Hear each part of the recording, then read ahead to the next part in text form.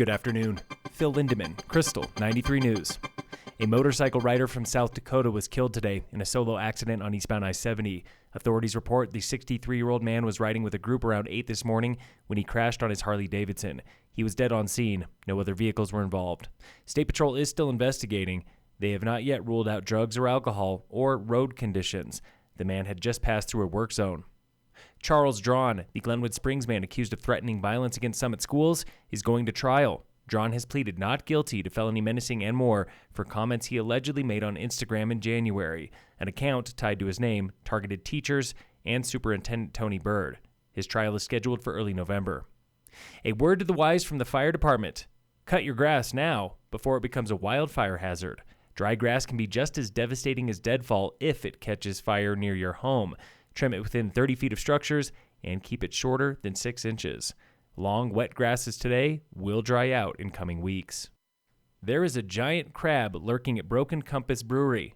Local crab catcher, Rowdy Ali, Nitka. And it's huge. It's 17 feet tall by 22 feet long. It's got the body of a minivan. It was a 2005 Honda Odyssey minivan. Eyes as big as satellite dishes. 2 eyes on each side. So I took an oval satellite dish and turned them both sideways. And the guts of a washing machine. Because we cut the car in half, we had some raw sheet metal. So I cut the hose down the spine and we wrapped it around it. It's known as the Krab Car. Crab with a K because it's not a real crab. And it is bound for Burning Man. When you drive forward, it's a crab on both sides. So when you see it from a distance, it looks like a crab walking. Rowdy Ali spent a year dreaming up the Krab Car and months putting it together with help from a welder friend, Ashley, and over 20 crab crafters. I call myself a goofer. I'm kind of one of those people that like to tell jokes and make people laugh all the time, and this is definitely the biggest goof yet. The Krab Car is now finally finished, and you are invited to a celebration of lights. We'll have DJs, dogs, puppies, beers, all that fun stuff like usual at Broken Compass, and then we'll be turning the lights on at dusk.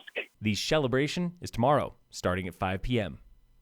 If you lived in Summit County in the late 1800s, odds are good you knew of Stephen Decatur. He was an extremely popular guy. That was local historian Mike Cleary, describing the man behind the ghost town of Decatur. He was charged with raising money for the construction of the Argentine Pass Road. Decatur is one of many ghost towns in the Snake River Basin on the eastern edge of Summit. He wasn't even in town. He was down in Custer County at that time, and when he came back, he found out that they had named the town for him. Like many white locals in the 1860s, Decatur was a soldier first. He came over and he was more of a promoter than a miner. And he was a hell of a salesman. He actually succeeded in selling 140 mine claims in 1865 only. Did any of them pan out? No. Of the 140 claims, none of them were ever patented. And yet he had a fantastic reputation, especially with women. They kind of called him the Yule Brenner with whiskers. The town of Decatur went by many names over the years.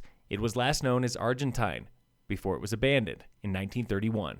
You can still find the remnants of Decatur near the base of Argentine Pass. When you scratch around there, I found some 35 house footprints. Cleary and his wife spent decades hiking through the Snake River Basin, documenting more than 700 cabins. He recommends using their findings to plan your next hiking adventure. His cabin series is available now at the Summit Historical Society in Dillon. Local fire danger is moderate today in Summit County, still with no fire restrictions. In sports, the Rockies open a weekend home series with the White Sox today at 6:40. And in local sports, tonight under the Friday night lights is season opener for Tigers football, playing Basalt at Summit High. Kickoff is 7 p.m. Boys soccer is down in Erie for their season opener. Today was closing day of the Breck Epic, where Lachlan Morton and Aaron Huck are your 2023 champions. They were biking ahead of their closest competition by 24 minutes and 14 minutes, respectively. Mountain bikers covered more than 200 miles and 40,000 vertical feet in the past 6 days. Phil Lindemann, Krystal, 93 News.